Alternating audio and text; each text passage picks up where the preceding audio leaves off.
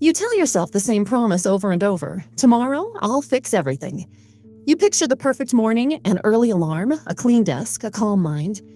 You imagine yourself moving with purpose, studying without distraction, eating breakfast like someone who has life figured out. And then morning comes, and you slip.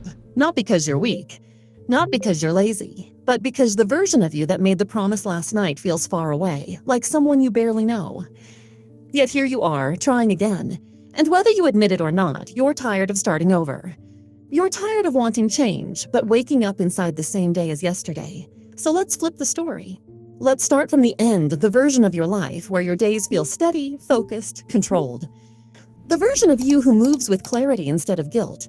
And then let's walk backward, step by step, until that ending becomes something you build rather than something you just imagine. Because your routine is not about strict rules or perfection, it's about power.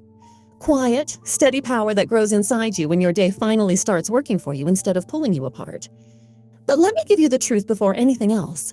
Routine is not about waking up at 4 a.m., drinking green smoothies, or turning your life into some cold productivity montage. Routine is about understanding one thing: your brain is not your enemy, but it does need structure. Without it, your thoughts scatter, your energy drains, your motivation collapses. With it, you become unstoppable.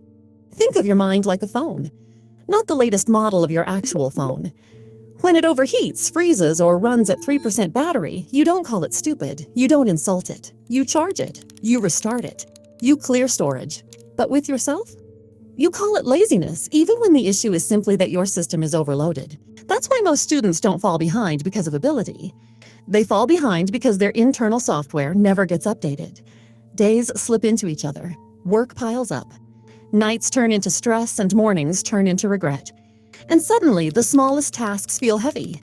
But that heaviness is not a flaw. It's a signal, a call to rebuild. So let's rebuild. Imagine waking up somewhere between 5:30 and 7. Not violently. Not with alarms screaming like sirens. Just a quiet rise, a small shift in your breathing, a sense that the world is still asleep and you finally have space to think. The silence feels different at that hour. Nothing demands your attention.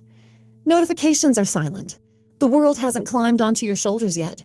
And instead of diving into your phone, you stand. You stretch. You drink water. You open your window and let the morning light touch your eyes.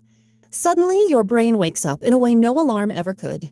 For 2 minutes, you breathe, not rushing. Not fixing anything, just claiming the morning before the world claims you.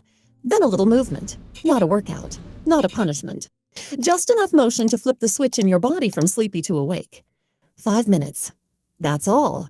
You're not building muscle. You're turning on your internal Wi-Fi, the connection between your body and your mind. And something strange happens when you move like that. Thoughts sharpen. Tension lifts. The fog clears.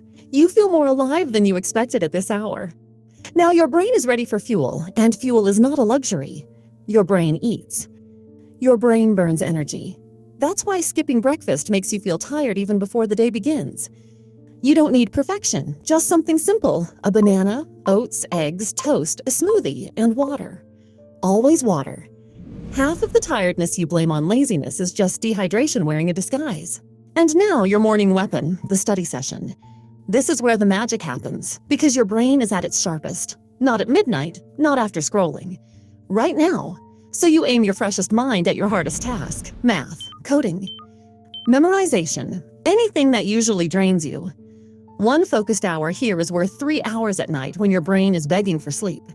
50 minutes of deep work. 10 minutes of real rest. Not scrolling. Not stimulation. Just a pause that lets your mind reset. Your efficiency multiplies without forcing it. Then comes the afternoon where focus often goes to die. You're sitting in class. You're listening, kind of. The teacher talks. You write things down. But later, it all feels foggy. That's because passive learning is dead learning. Your brain stores almost nothing unless you process it. So instead of copying notes word for word, you rewrite ideas in your own voice. You ask questions. You summarize the entire lesson in 20 seconds after it ends. Tiny habits. Giant payoff. Lunch arrives, and you choose food that doesn't knock you unconscious. Lighter meals, a short walk, or a power nap afterward. Think of it as hitting refresh on a tired machine. Not shutting down, just resetting. Your afternoon is slower by nature, so don't fight it. Use it. Practice-based work fits perfectly here. Solving problems, writing essays, flashcards, anything that relies on applying knowledge rather than understanding heavy theory. Evening arrives, and your body wants relief. Give it movement. Not a punishment movement. A walk, a sport, a dance session alone in your room, 15 to 30 minutes that remind your body it's alive. You feel it instantly. Your mind clears, your mood lifts, and sleep comes easier later.